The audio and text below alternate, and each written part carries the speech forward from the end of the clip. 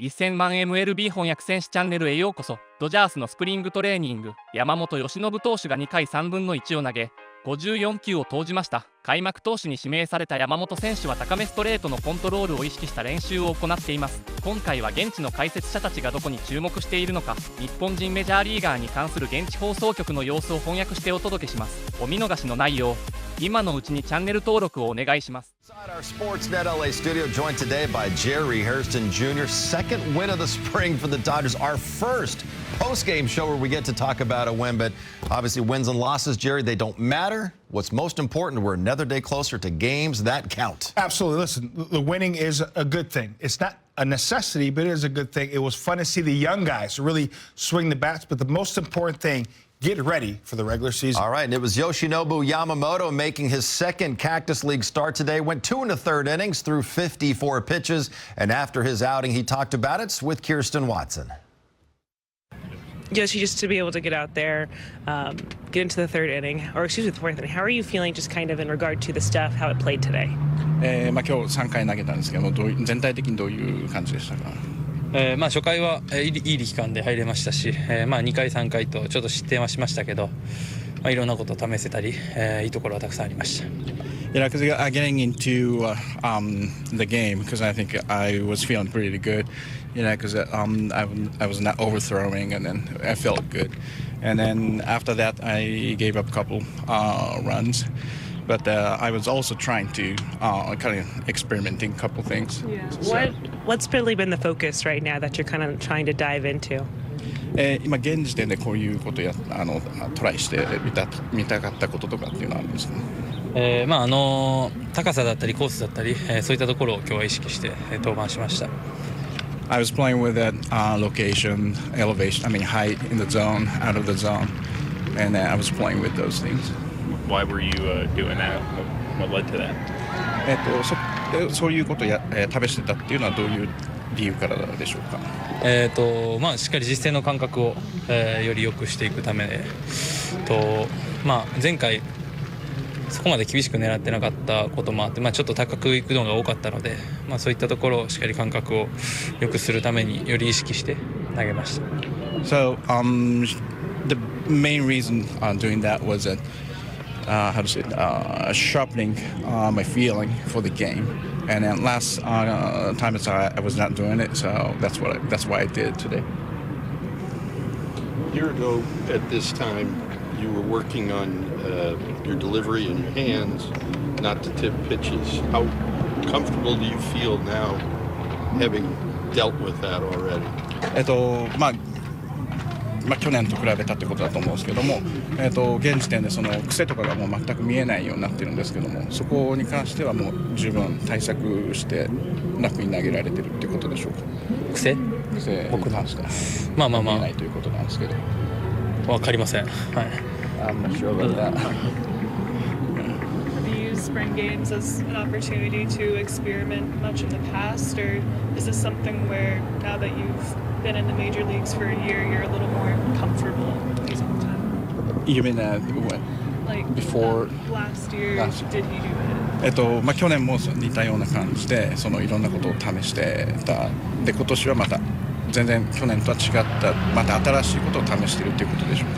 いやだいたいずっと毎年同じことをやってますし、この時期やることもそんな大きく変わりませんし、一つずつ段階を上げていって公式戦に近づいていけたらなと思います。So right now at this moment, what I'm doing is pretty much the same every year, and then around this time of the year every year, and then I'm just trying to ramping up myself, because of physical and mental for the season. Physically, is there anything different that you've been doing for your body, just kind of based off of what you learned last year, battling injury in the middle of the season? Is there anything you've had to learn differently to hopefully avoid that, I guess? 去年のシーズン半ばぐらいまでにどこを想定して、今の調整っていうのもやってるんですか？シーズン半ば。去年の経験生かして。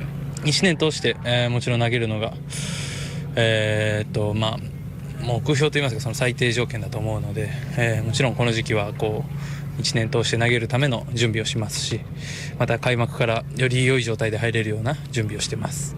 Because the biggest thing for me is the most important thing for me is because be able to battle through the whole season, and then right now because I'm preparing, getting myself ready for the both, because for the beginning of the season and then get through the season. All right, so Yoshi today, Jerry, 2 1/3 innings. He had those 54 pitches. Yes, he allowed a couple of home runs, but we heard him talking about experimenting with a few things today, which is common for guys during spring. It's extremely common. Listen, usually starting pitchers that know they need to get ready to start the season, especially with Yoshi, knowing he's game 1 starter of the regular season, he wants to make sure he works on a variety of things. This start, he walked in saying, you know what, I'm working on my fastball command up in the zone. I got to be able to do that. Obviously, he missed location a couple times, but that's the reason why you want to work on it. Breaking ball here, center cut. Obviously, the hitter doesn't miss it. But the most important thing is working on what you need to work on.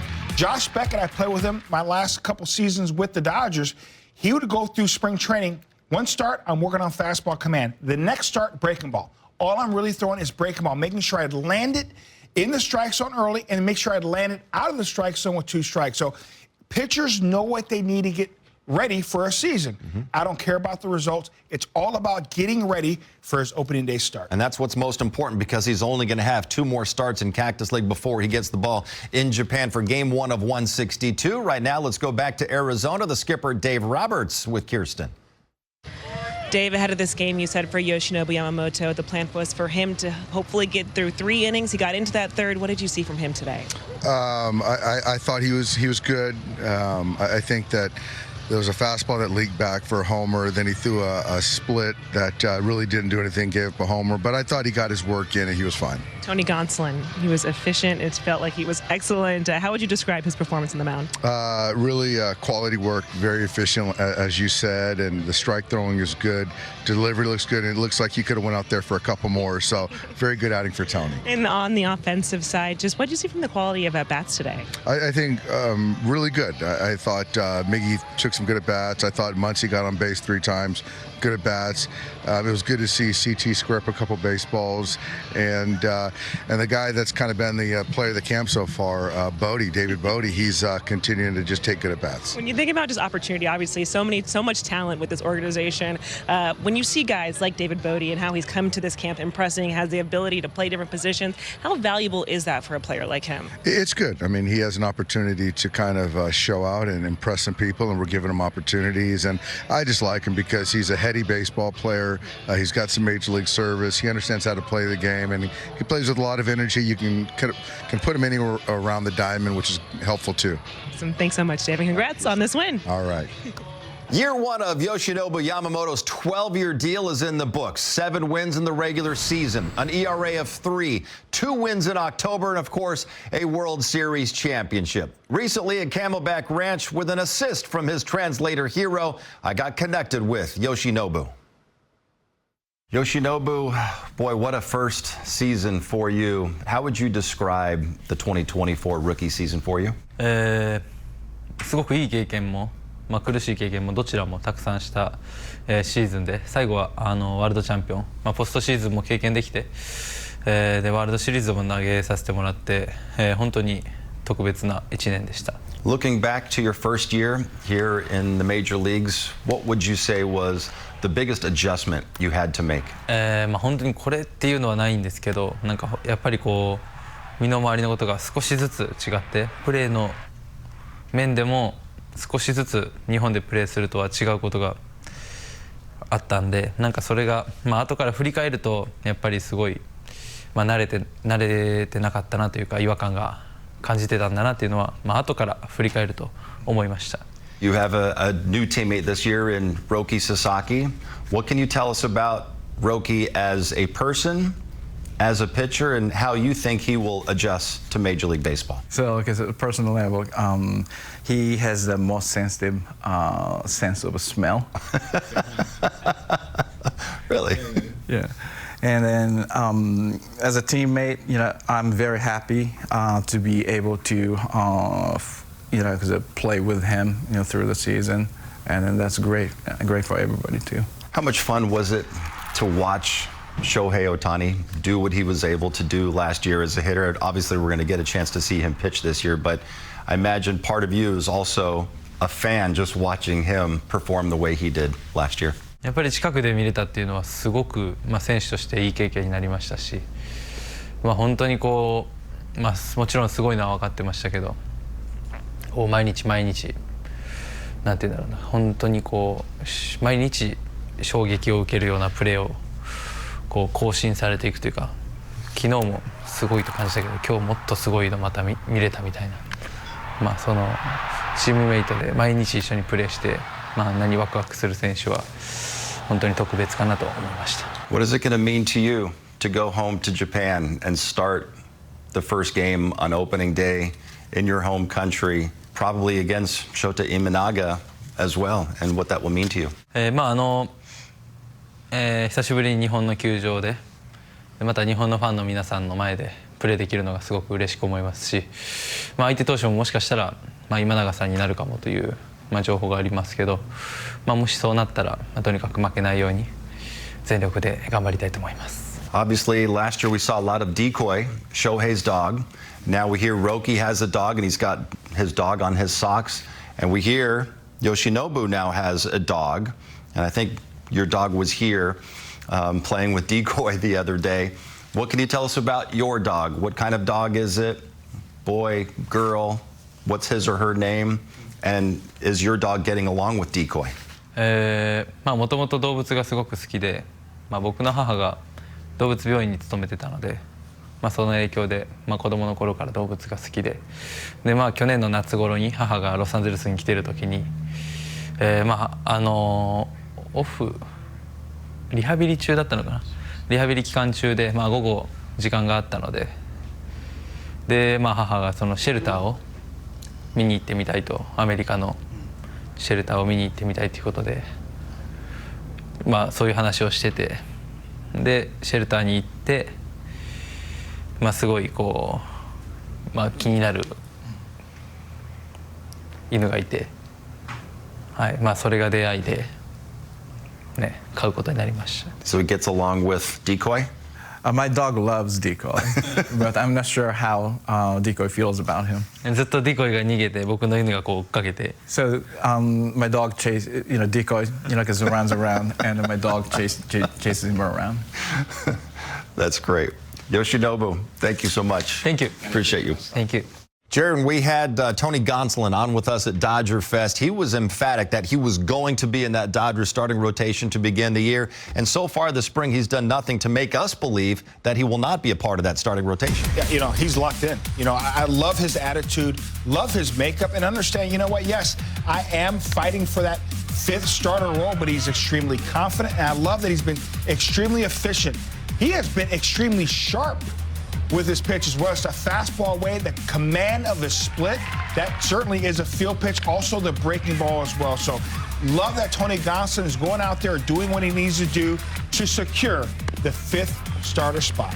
Yeah, just 13 pitches to get through his 2 innings, and then he went down to the bullpen to throw another simulated inning. Right now, let's go back to Maryvale because Miguel Rojas continues to swing a hot bat. Talked about it with Kirsten. Miguel, just when you kind of look at how you've been feeling this spring, getting the results, Dave has told us that you've been really wanting to get out there, get some more at-bats in the games. Where do you just kind of feel where your swing is at, body is at right now? I feel pretty good. That's the reason why yesterday I wasn't supposed to play, and my swing is in a really good spot, and I try to continue to do what I need to do to get ready. My obligation here is to be the best that I can be for the team. I know my opportunities will come, Obviously, I know all the talent that we have in this organization, but we have a lot of flexibility. So I was talking just to Dino at third base when I got there, and I was telling him how happy I am with the results of the surgery and the way that my legs are feeling now.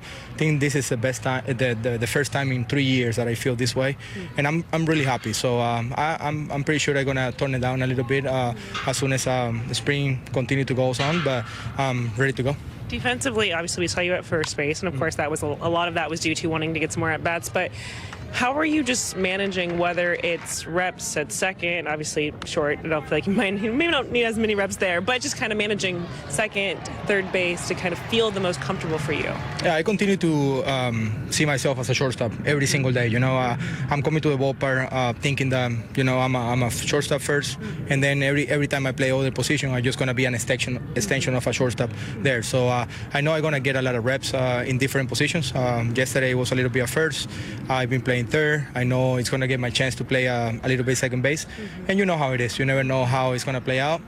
We know and we expect Mookie to play a lot of shortstop, and hopefully, because he's one of our best players, and he's going to be out there every single day. Hopefully he can play 162, At the same time, I got to look at my opportunities and my chances to play all over the diamond. That's what I started doing a couple years ago when I first got to the league. I know how to do it, and I want to be the best at it. So that's why I'm bouncing back and forward and trying to do anything that I can to get ready. Does Dave or Andrew just kind of mention maybe prioritizing or focusing kind of your reps or time at one or the whether it's third or second? Just has that been any conversation just yet for you?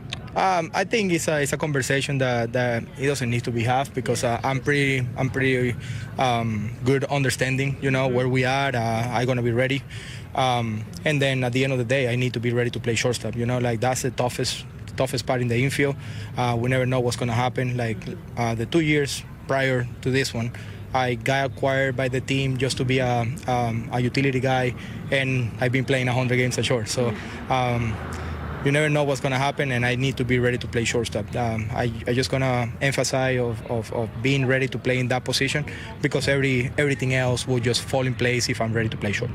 The 2024 Dodgers relief corps was branded the Bullpen Dogs. The origin of the nickname was from that guy, Alex Vesia, who said the Dodgers have a bunch of relievers with a dog-like mentality. Pretty soon, some T-shirts were made, and nobody embraced the moniker more than Vesia, who's one of the most fiery pitchers in the game.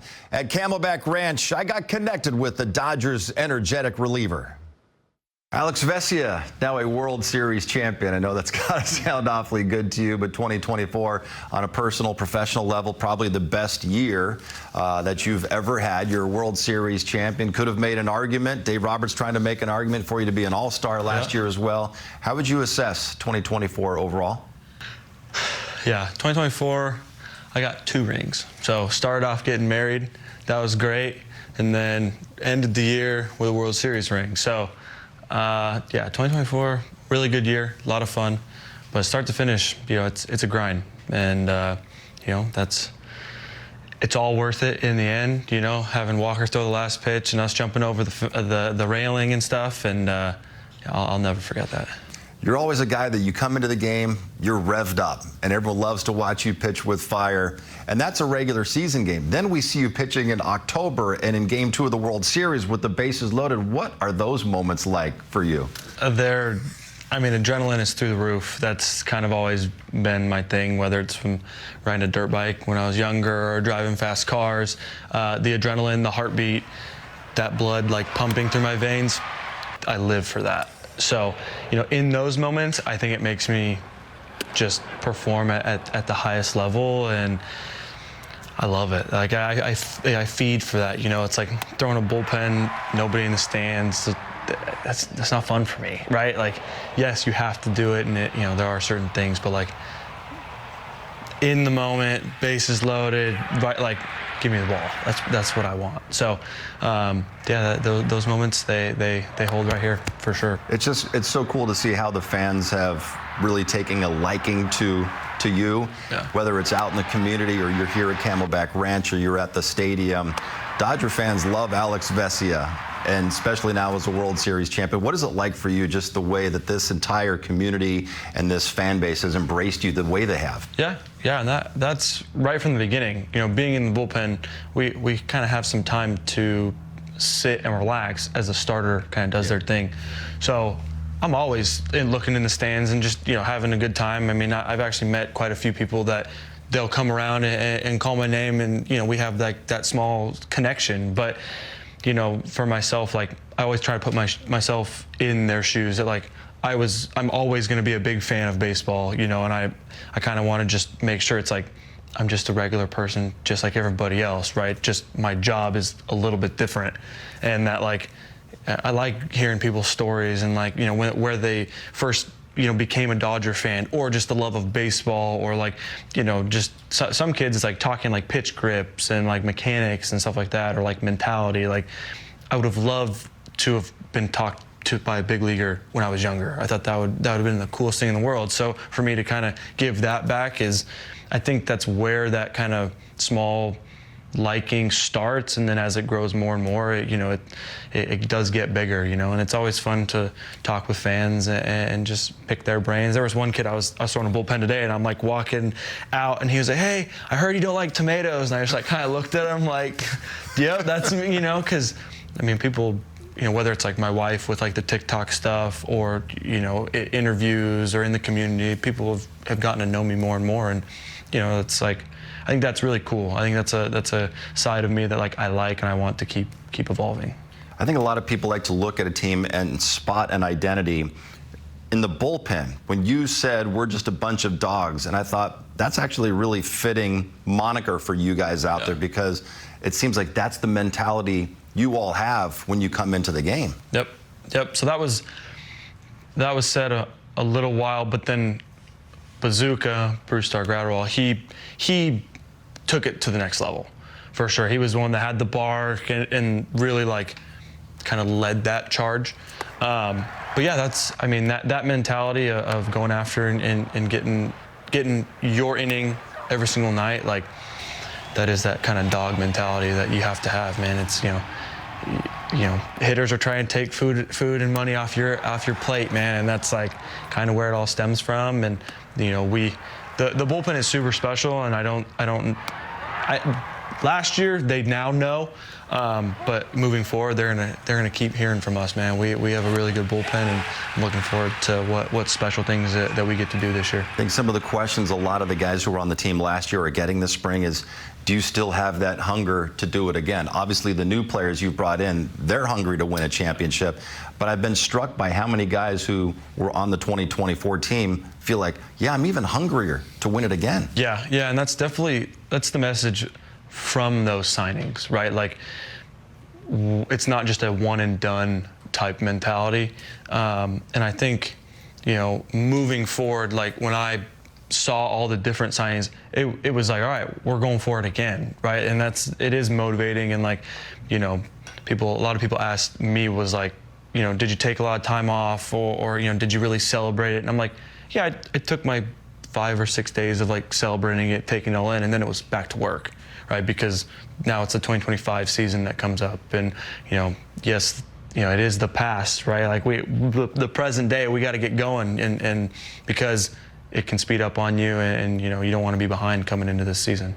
Alex Vesia, thank you so much, man. Appreciate your time. Yep, absolutely. Thank you.